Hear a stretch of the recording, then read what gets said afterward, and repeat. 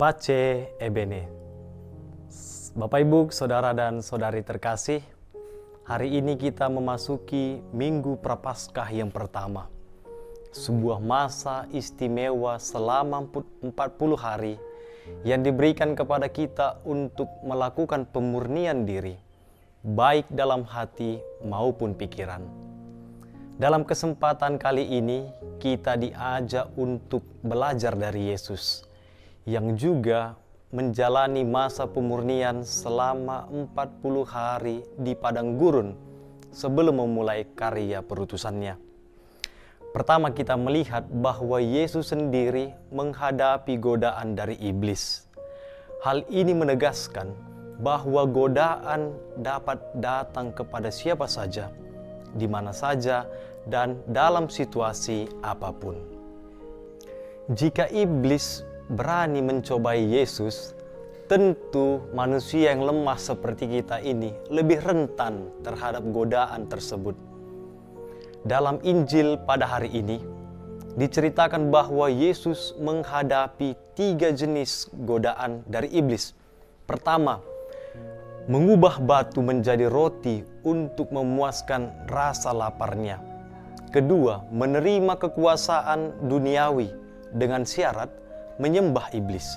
Dan yang ketiga, Yesus diminta untuk menjatuhkan dirinya dari hubungan bait Allah. Yesus dibimbing oleh Roh Kudus ke padang gurun untuk diuji. Ini mengajarkan kita bahwa meskipun kita berjalan dalam kehendak Tuhan, kita tetap menghadapi berbagai cobaan. Namun, cobaan tersebut bukan untuk menghancurkan kita, melainkan untuk menguji dan memperkuat iman kita. Yesus menjalani masa puasa selama 40 hari sebagai bentuk ketekunan dan disiplin dalam menghadapi tantangan. Doa dan puasa bukan hanya bertujuan mencari kekuatan dalam diri sendiri, tetapi juga untuk semakin mendekatkan diri kepada Tuhan, terutama saat menghadapi kesulitan.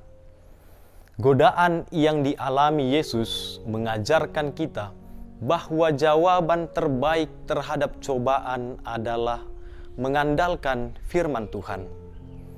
Yesus menanggapi setiap godaan dengan kutipan dari kitab suci, menunjukkan bahwa firman Tuhan adalah pedoman yang dapat meneguhkan dalam menghadapi berbagai godaan.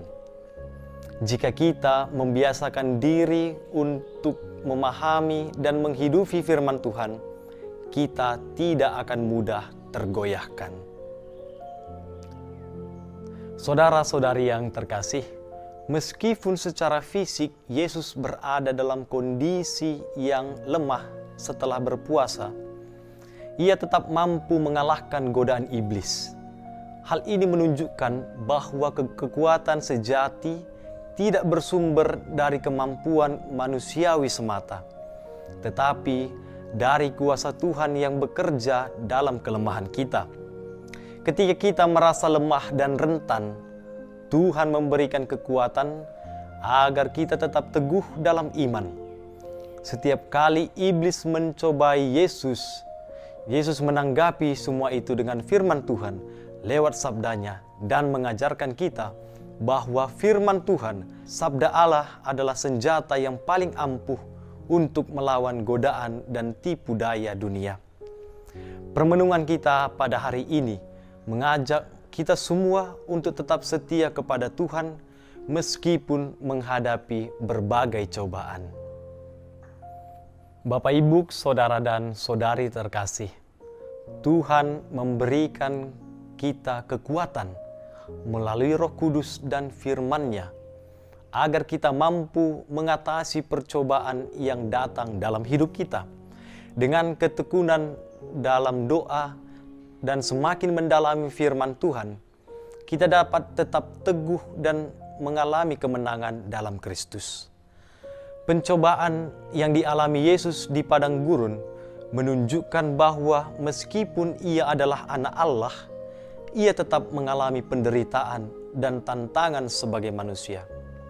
Ini menjadi pengingat bahwa sebagai pengikutnya, kita pun menghadapi cobaan dalam hidup.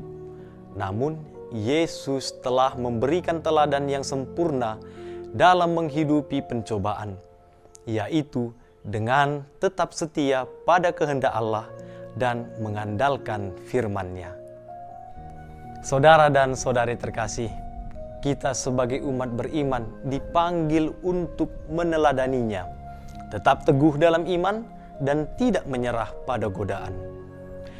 Peristiwa pencobaan Yesus di padang gurun mengajarkan kita bagaimana menjalani kehidupan dengan iman yang kuat, mempercayakan diri sepenuhnya kepada Tuhan, dan mengandalkan firman-Nya untuk menghadapi berbagai godaan.